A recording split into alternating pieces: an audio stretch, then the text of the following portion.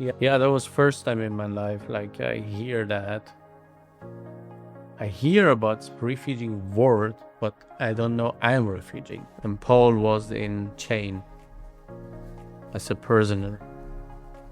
And then talking about I am free in Jesus. Then Onesimus thinking, I realize I am a slave. I'm run away. Now I'm free. But actually I'm not free. Mm-hmm. Because I'm still a slave in my word, in my life. Hello, my name is Gordon Showell Rogers. In today's episode, you'll hear an extraordinary story of identity, exile, faith, and belonging. My guest, Javad Bakhtiari, was born an Afghan refugee in Iran. He has journeyed through war, displacement, and rejection across Europe, and ultimately discovered a new sense of home through Jesus. This is a very human conversation about sacrifice, family, and what it truly means to belong. Yari, thank you so much for being willing to talk to me and share with a wider audience something of your story. Where is your home country? Well, that's a difficult question to answer. I've just realized that was a bad question to start with. Yeah, I don't know. No, sometimes I'm missing Iran where I'm born. Sometimes I want to be in my father country where I was just 2 years in my life, spending there, Afghanistan. And now I'm in Austria and have a family and wife and kids. When you say now you want to go where from here, I want to go back home. Where is my wife and kids? So home is where your wife and kids are. Your father's country was Afghanistan. Yes. But you were born in Iran. How did that work? Yeah, that much I hear from my parents, and from now in technology, in the news, I can research for that. That was 48 years before when the Russia war is starting in Afghanistan. My dad take my mom and my sister and my brother, like a small kids, and run to come to Iran. And the reason was just because of same language and culture. He chose Iran. Yeah. This is Pashto or Farsi. Farsi. Yeah. Farsi. Yeah. There are many languages in Afghanistan, right? Tell us some of the languages of Afghanistan. Yeah, there's many tribes and many language. There's Dari, Pashto, Hazaragi, Uzbek, Tajik. Tajiki. Actually, no, Tajiki is same Dari. Okay. People living in Tajikistan, they call that Tajiki language. It is not in. Okay, I didn't realize that. Tajik is tribe in Afghanistan. Okay. Yeah. And then Farsi. Yeah, they have also many other, nobody know about them. Pashai, Zagari, like. Except the people who speak those languages, they know. Yeah. And then I go there, I cannot understand those language. Yeah. They're very different Very from Farsi. Yeah, very different, yeah. So your father and mother and small children escaped from Afghanistan when it was invaded by what was then the Soviet Union. Yeah. And found refuge in Iran. That was a place of stability at that time. Yeah. And the language was the same. And you went to school in Iran as a child. You were telling us earlier how when you were 9 years old, you discovered that you were a refugee. You had no idea. Tell us about that experience. Yeah, that was first time in my life. Like I hear that. I hear about refugee word, but I don't know I'm refugee. Okay. So you were born in Iran. Yeah. That felt like home. Yeah, this is my feeling, and this is because we don't have so many family, like uncle or auntie or grandma or grandpa. I've never seen my life grandparents from both sides. Wow. I never see them. They die before we see each other. And that's why there was not feeling of I'm Afghan, because all my friends, our neighbor, they were my uncle, they were my auntie. So it was my mindset like that. Yes, as a small child. Yeah, and when the officer from school come to my class and say, who is refugee, just raise a hand.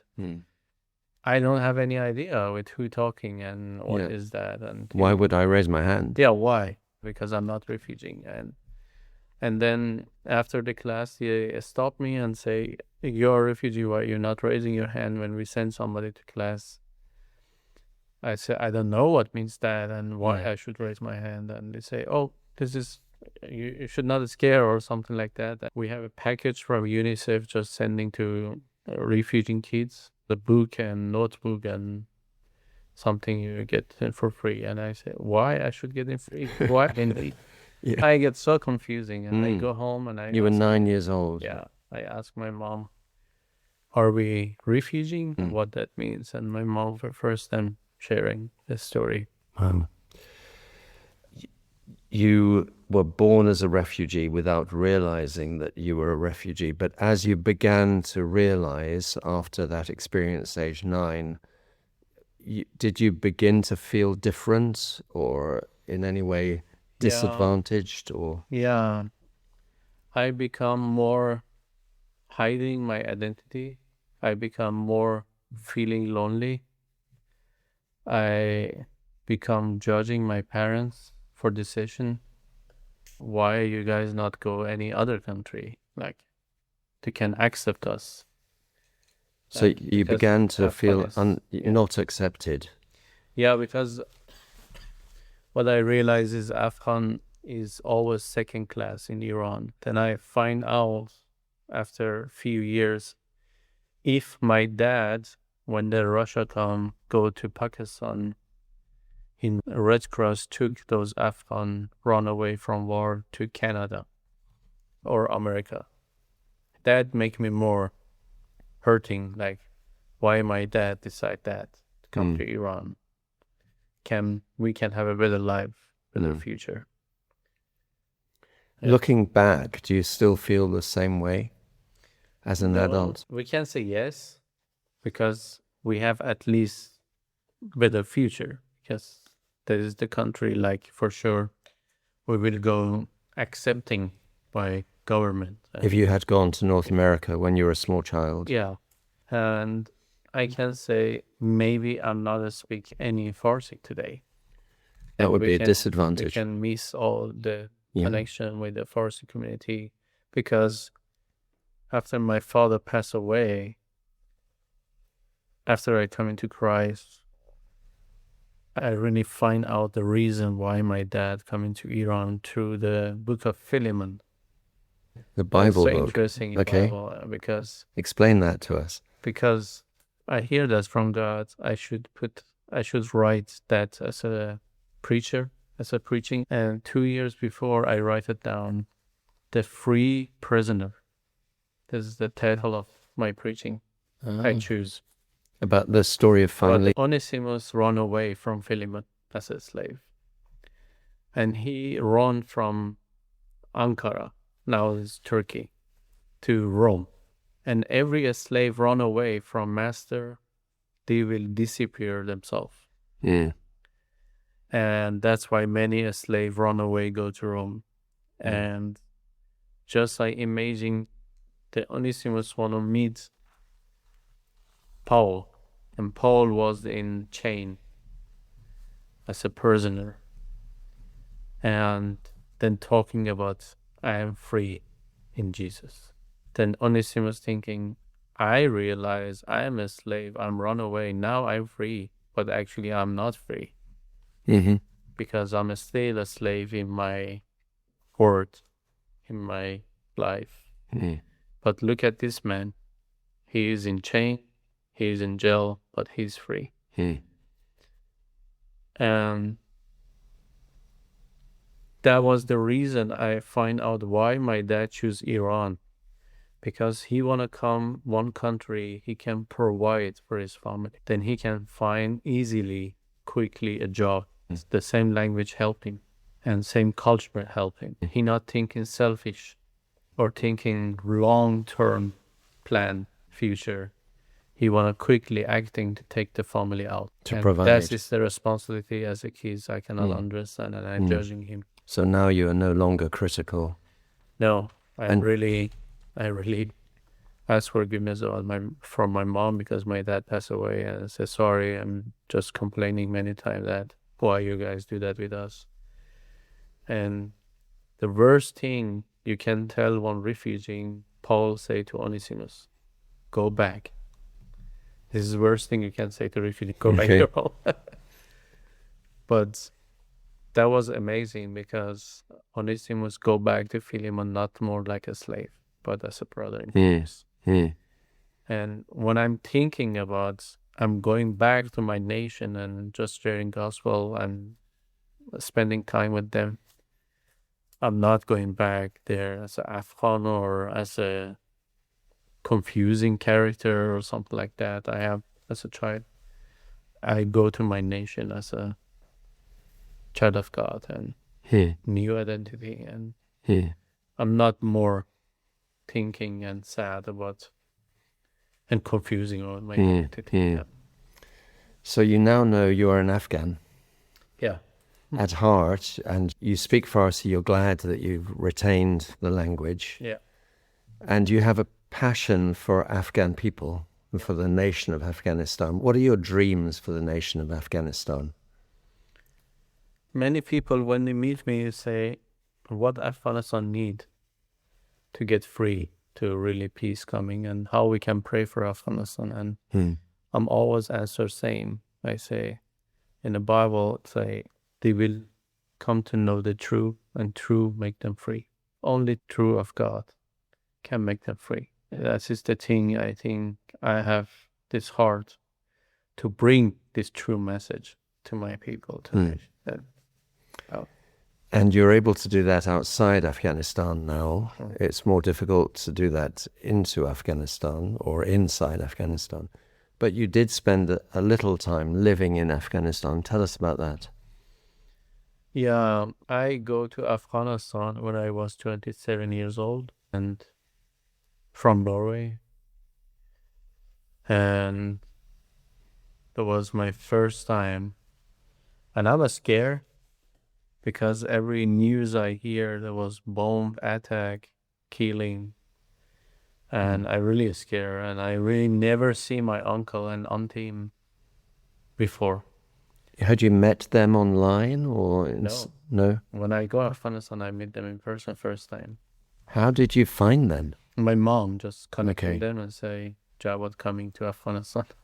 Okay. And they coming to airports to pick me up. And somebody just hugged me and say, I'm your uncle. Somebody hugged me and say, I'm your cousin. Okay. And that was just huge family, a big family. And yeah, that was beautiful. For first time to see the huge family. But this is still confusing by, are they accept you as Afghan or somebody else? So you still weren't sure if you belonged? No, because the all speaking accent. Okay. And I'm always a strict Farsi Iranian. And that was one of the big challenge in the beginning, going back. What did you do when you were back in Afghanistan? I'm just staying with my uncle. He gave me place to stay, and I'm thinking about just what is my next step in my life. Should I go to other countries? Should I just go back to Iran? But no future. I'm not seeing any future if I go back to Iran.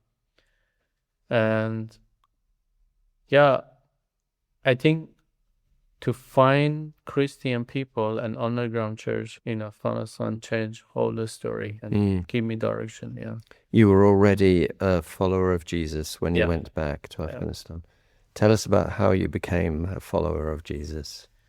I know it's a long story. We have time. Yeah.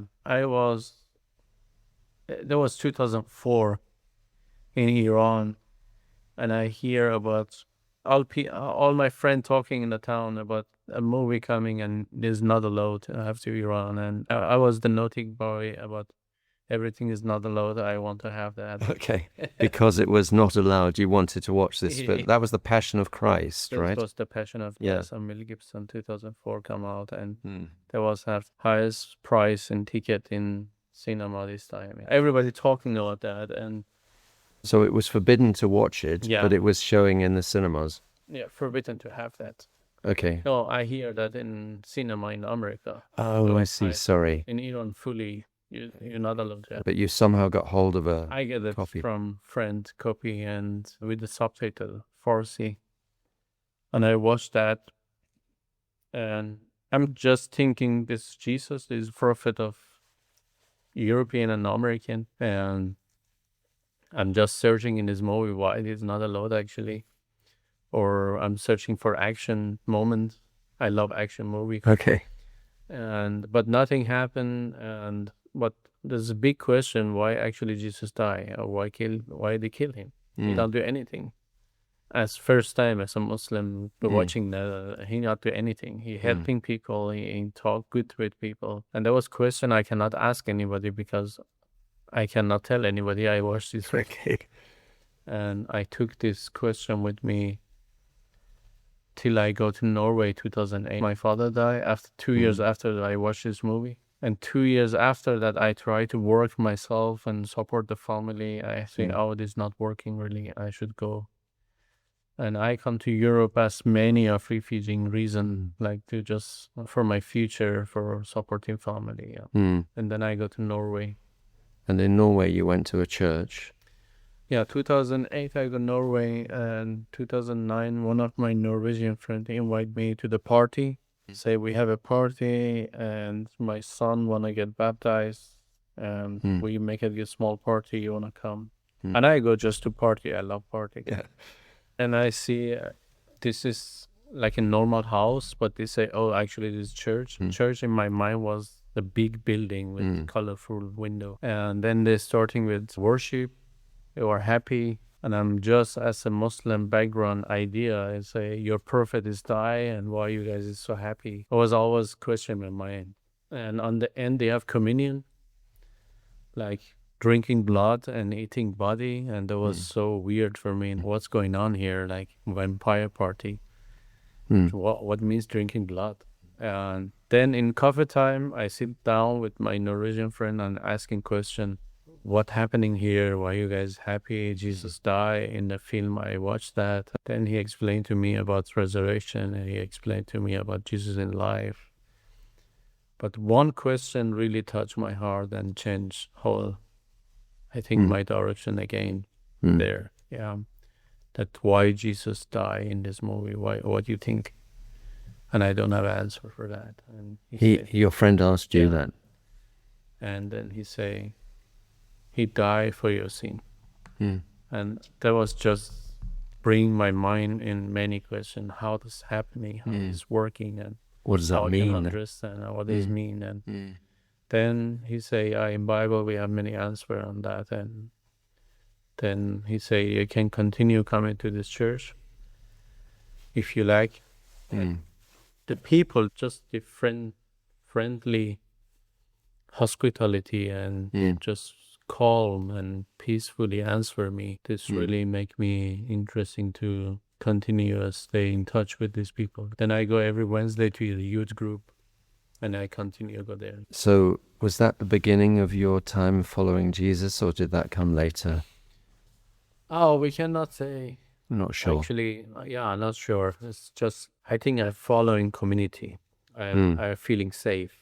I don't want to be in refugee camp. I want to be spending time with this group. I'm feeling safe. You felt safe. People really respect me and just want me to be there. We don't have anything they want from me. I don't have anything to give to them. Accepted and safe and secure, and you felt you belonged. As a refugee, we don't have document. You're never feeling belong. Okay. But when we want to say belong, I feeling more acceptation, not really this belong word. Okay. Yeah.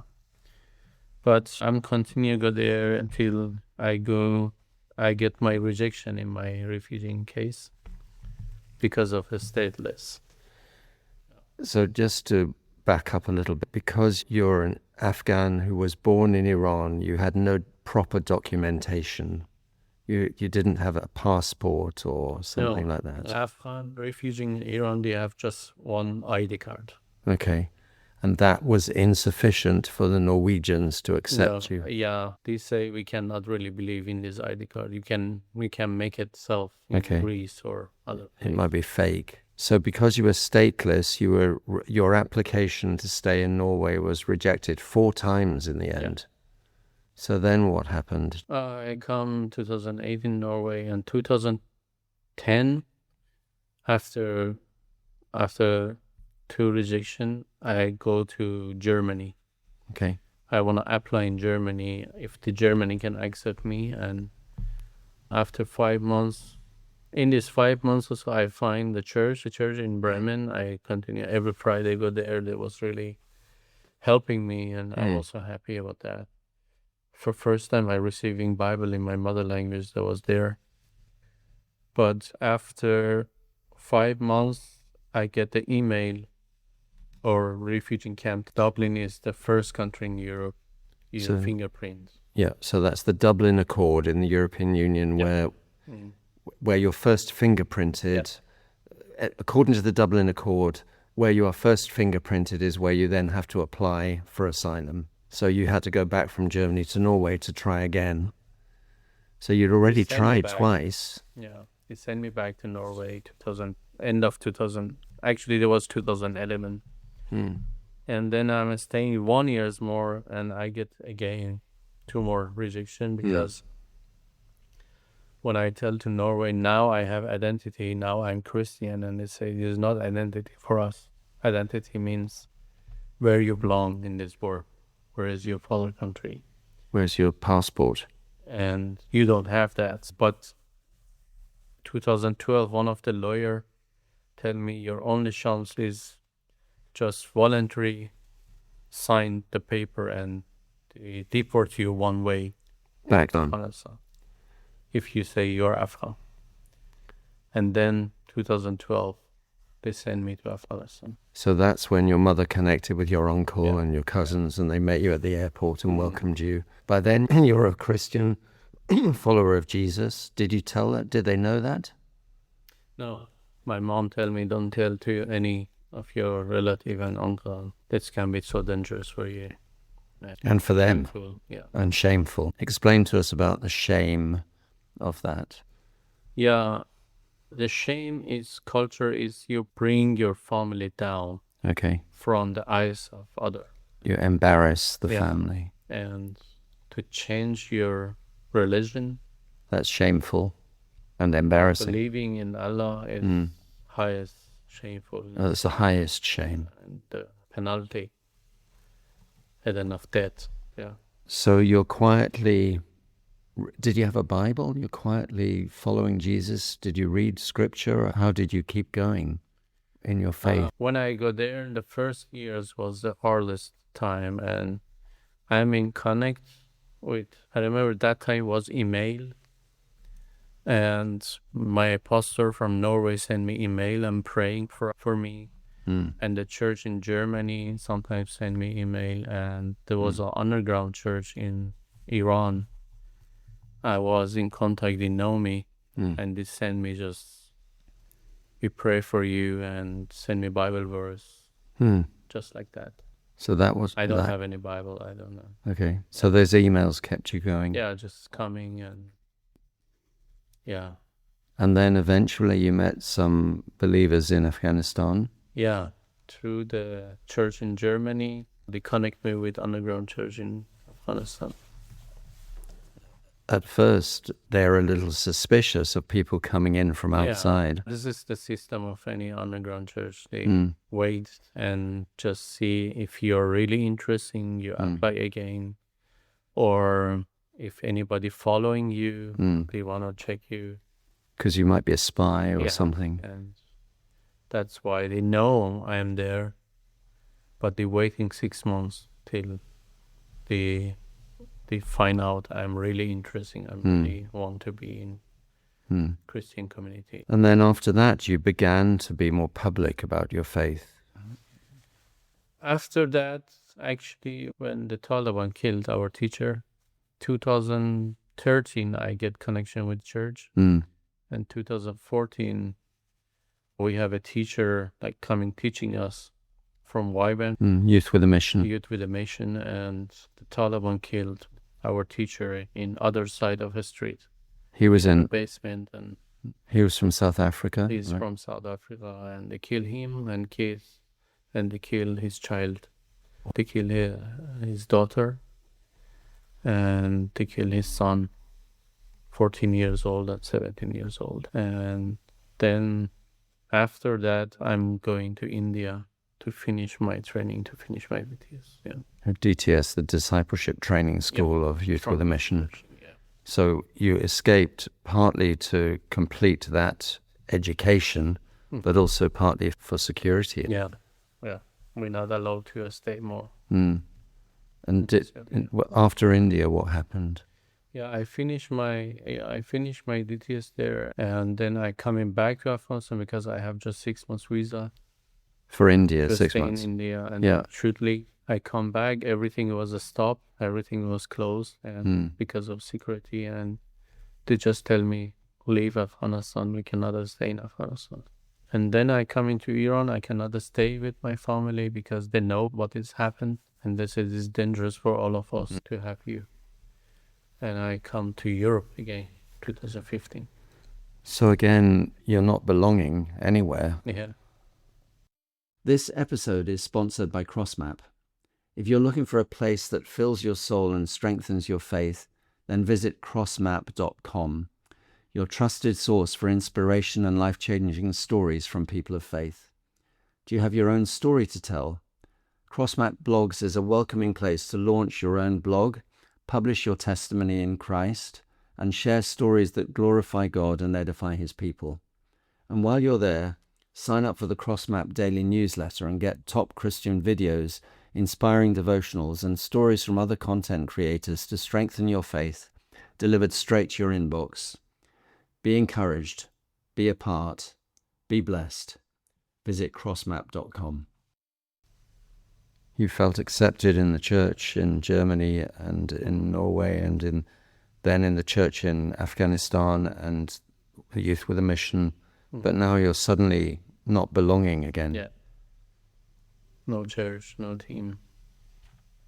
So how did you get to Europe from Iran? Yeah, I'm crossing border, like Iran, Turkey, from Turkey to Greece.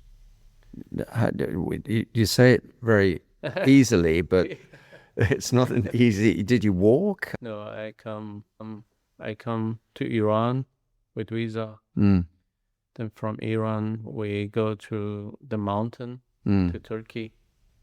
You That was walked more through than the 10 mountains. hour walk. A 10-hour walk. You find those people, a smuggler, and we pay, and they bring us to the border, and you cross the border in the night. You go in the mountain 10 hours in the night with a big group. And this was in order to live, to survive, to avoid being murdered like this South African and his children. And then we are going different car. You go some part with the car to the border, and just the border police of Iran just shooting the car. We have 5 cars. One of the car shot down in the shooting. I don't know how many people died. And our car just ran away very fast, disappeared in the different street, and then bring us to one place and say, from here, you guys should just walk. You were telling us earlier how on the Turkish side of the border, makeshift graves of people who've died, even children. And that's quite common on that border. Yeah, they call that zero border. That means nobody can go there, cannot go. That's why you're not seeing any news what's happening really there. And yeah, many people die in the border. Many Afghan killed and die in the border of Iran. They are allowed to shoot. Yeah. So then you made it to Europe again, 2015. Yeah, I want to go to Austria, or I want to go back to Norway, but I want to go to Germany or Norway, but Austria just stopped me. The same Dublin, they take my fingerprint, they say, this is the first country we catch you. You should stay here. But Looking back, you're glad about that, right? yeah. But at the time, how did you There feel? was second time I was I come as a believer, and I'm already praying in the beginning. Everywhere you stop me, I will stay, and you have planned. And You saw that as the sovereignty of God. and I come 2015. I get my asylum 2016. In Austria. This time they ask me why you come, and you are. I have my passport. I have my Okay. I show them, and I give the reason why I cannot stay. And 2016 I get my asylum, and 2017 I get married.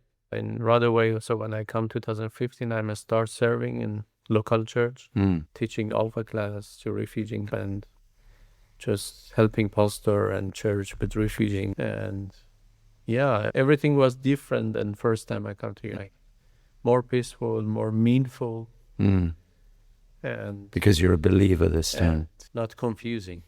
I know why I'm here and what I'm doing. Yeah. Okay. Yeah. You had a sense of purpose. Yeah. You've told me a couple of times about people who have influenced your life.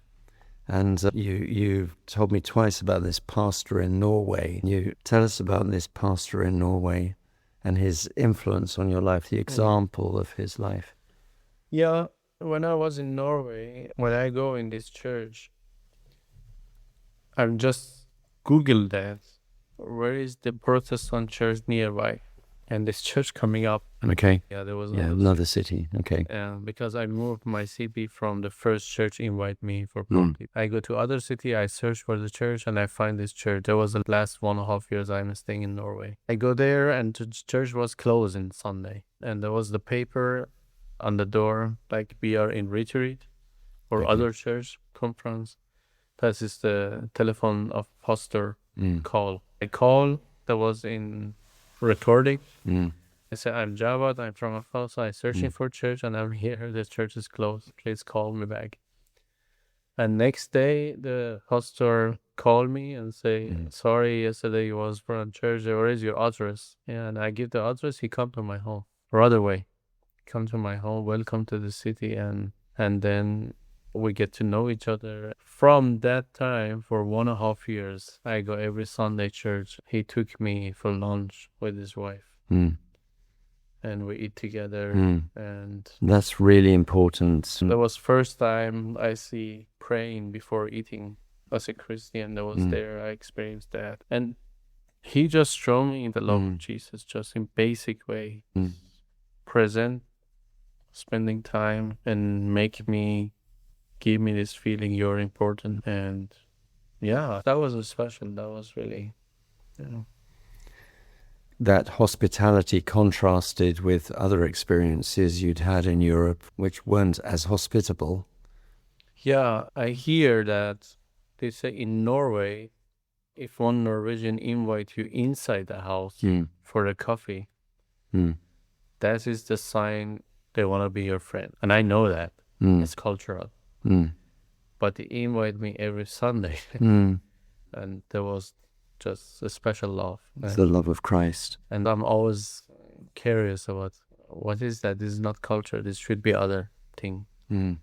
Why they love me that way. And then slowly this automatically teaching me about the love of Christ. And love of Father and the spiritual parents, really caring.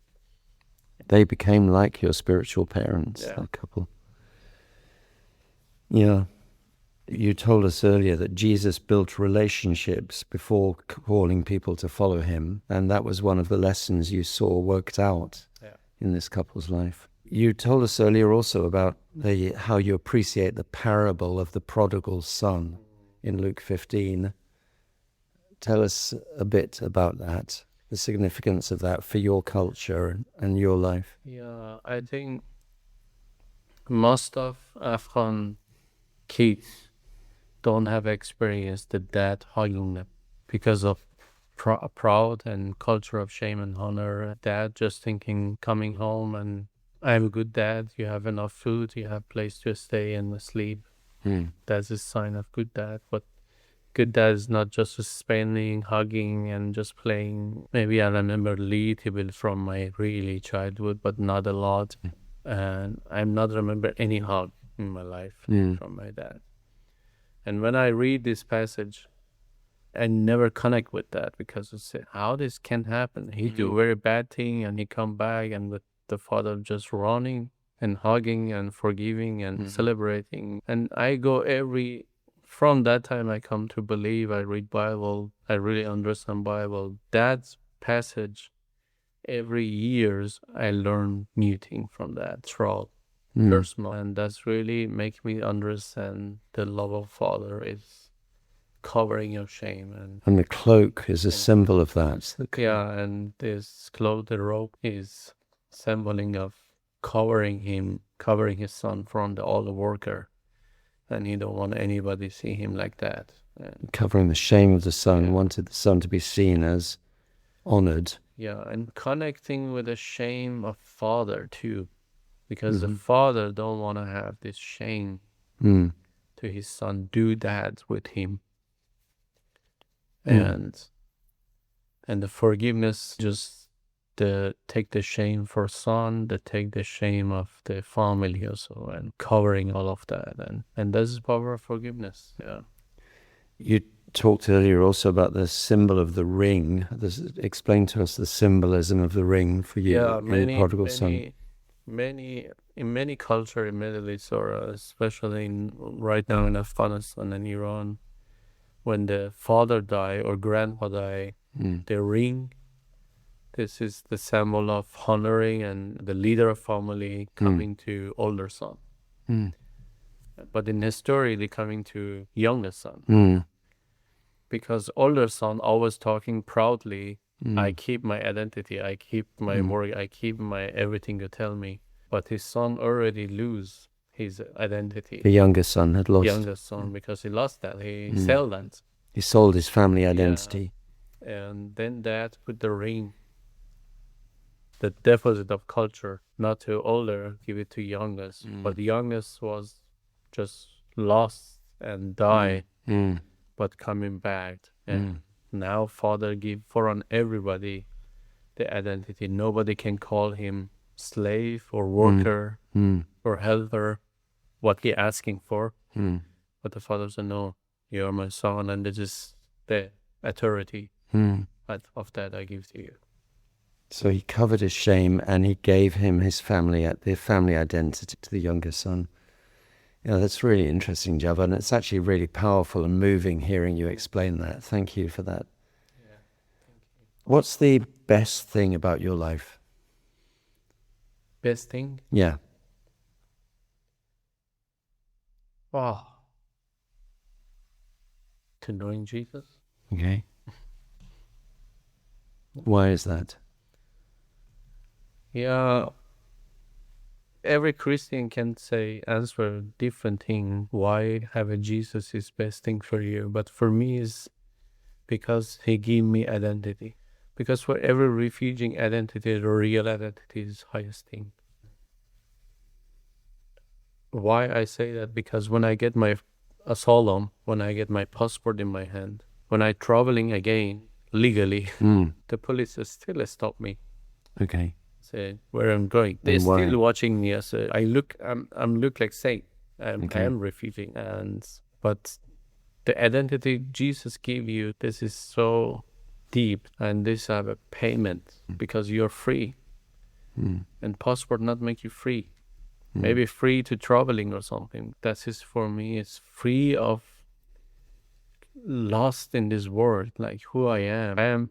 I was Muslim, but I really not was Muslim. I cannot understand and not do what they do, and I'm not believe what they believe, and that was just confusing life. And so you were in name Muslim, but it didn't really mean anything.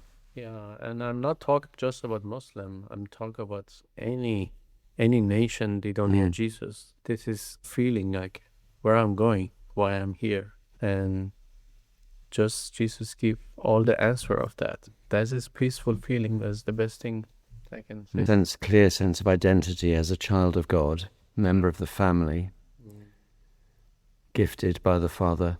Yeah. We're going to begin to close, Javad. You can relax now. We can go and eat together in a moment. But I just want to finish with a word that I've heard you use a lot, a Farsi word. You talk about Hamyar. Yeah. This is friendship, companionship, right? Or Yeah, companion. companion for life in some way. And that's an important word for you. Yeah, because you become, when you become refugee, you will get to know many people on the way. Shortly, for one day, for one trip, for one boat, for one mountain. But you never find somebody really walking with you through all this challenge from beginning to the end. You don't have family nearby you.